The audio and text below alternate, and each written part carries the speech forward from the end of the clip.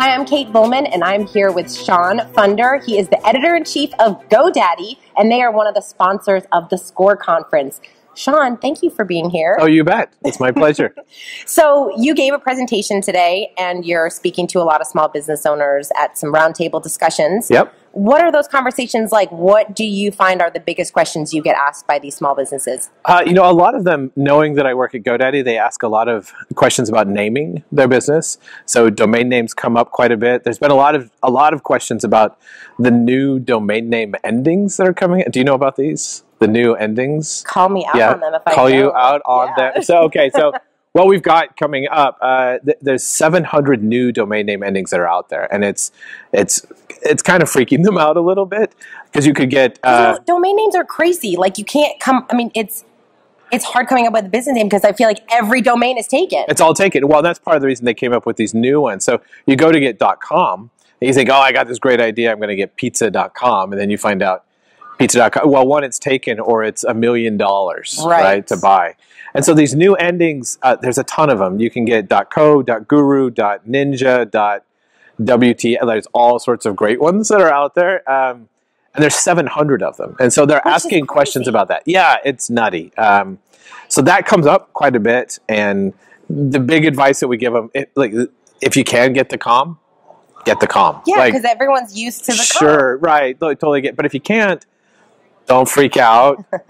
Still get a short name. Get one of the new endings. Then how about this? Would you opt more for the name you want with a different ending, or to change the name to get the .com? Oh, I would not change the name to get to the .com. And the reason being is then you end up with these really, really long domain names that people don't remember, and it's not really the name of your business. You have a lot of small business owners don't get the name of their business because they can't get it, and they end up getting these really long names, and then when somebody goes to the website, it's not the name of the domain name, it's the name of their business, and people get confused. So get the short one. And then, listen, if you grow, if you do amazing things, you become able to buy $1 million domain name, go for it, right? But there's great examples. Delicious bookmarking service started off with a .us, right? And grew and grew and grew, picked up the .com, and then had an interesting problem. Like, do we keep the .us because that's what everybody is using and that's what everybody's used to, and we have this really cool following,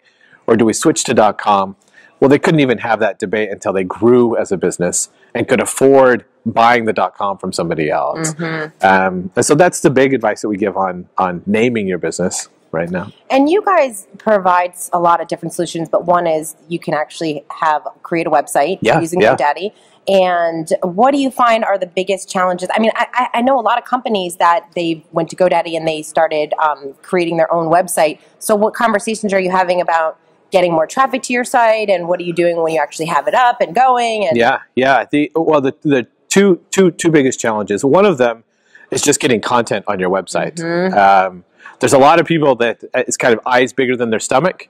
So they're like, oh, great, I'm going to get a website. I can send my mom something and prove to her that I'm doing amazing things. I'm in business. I'm in business. Look at this. So the hard part is coming up with the content. So we do work with them on that. The big recommendation that I make with any tool that you use is just get one page live. And on that one page, you want what's called the call to action. You know what this is, of course, right? Of course. The CTA. But the one thing that you want them to do once they find your website. Because it's really great. They found you, and it's like, oh, great, I found you. This looks really cool. Now what do you want me to do? And for a lot of small businesses, it's call now. It's schedule an appointment. It's send me an email, something, right? Just get that one page live instead of thinking, I have to get 10 pages and an about me page and a contact page. Just get the one done. And then you can grow it, as you go along, right? Yeah, I step at a time. Love that you just said that, because I think even in business cards and logos, and everyone wants to have all these things so perfect before they actually start their business. Yeah. Just get it up, and how can people connect with you and contact you? So great advice. What have you seen are the biggest changes now that everyone's talking about social media and there's all these apps and everything you can do, and all these platforms? What advice do you give people that are trying to do too much with all these platforms? Yeah, well, it's actually similar. Start small, like really, really, really small. I'm writing a series right now called Twitter for People That Hate Twitter. Oh, I love that. Oh, man. Because usually you talk to a small business owner and their face, like the blood just runs out of their face. Like you say Twitter and they're like, oh, dear, please no, right? Please don't say that to me right now. And the big thing with that is I sit down with them, you talk to them about it, you say, all I want you to do is listen, right? Just go, I'll give you a challenge, just go find businesses that are like yours that exist on Twitter. Just do that. I'm not even telling you to follow them. I won't even tell you to do the other stuff, right? Just find them. And usually what they start to see is, oh, wow, I can see what other people are doing, right? I can see the moves that they're making. I can see what their websites look like. I can see what they look like, right, on Twitter. That's great. That's the first step, and be comfortable with that. And then once you see something cool on Twitter, once you see them do something cool, then just tell them, right? That's really cool. All right, there's your first tweet. So instead of your first tweet being what you're eating for breakfast, you're like in your industry. And that's really important because there's always going to be new social media platforms coming online. Like, have you played with Periscope yet? Periscope or haven't. Meerkat? Live broadcasting from Twitter. Yeah. Holy cow, right? It's so cool. It's very, very cool. But telling a small business owner, hey, jump onto Periscope, and they're terrified of Twitter right now. Just hold back. And so pick one, start to go that direction. For some, it's going to be Instagram, which is totally crazy hot right now. I know. Well, that's the thing. I feel like we have these conversations with people, and they hear that Instagram is so hot, so they have to be on it, but their business doesn't lend itself. It doesn't fit well for it. I know.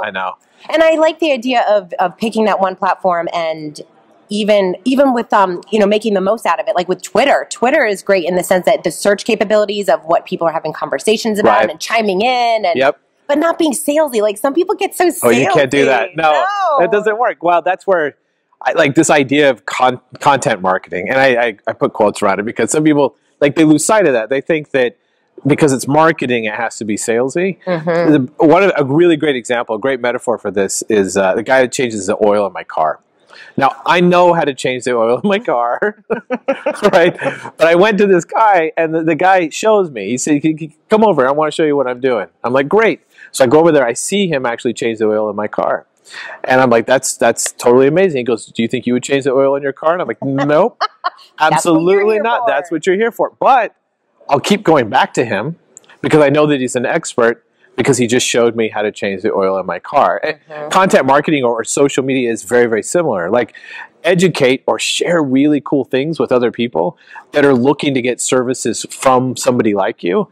And that builds your trust, that builds your credibility. That shows that you care about them being successful, whether they're buying auto insurance or whether they're trying to pick up a baby blanket for their nephew, right? So I love that because I think so many business owners are scared to share their secret sauce. Yeah. I'm like, listen, you can share all day long. They still don't want to do what you do best, so just let them know. Share away. That's how it works. Yep. Yeah. Well, Shawn, thank you so much for being here. Thank you so much to GoDaddy for being a sponsor of SCORE. And where can people find you?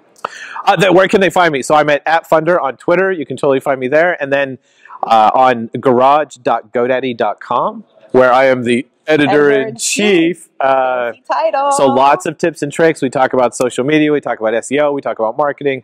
All that stuff geared towards small business owners, startups, freelancers, all that fun stuff. Awesome. Wonderful. Thank you so much. You're very welcome.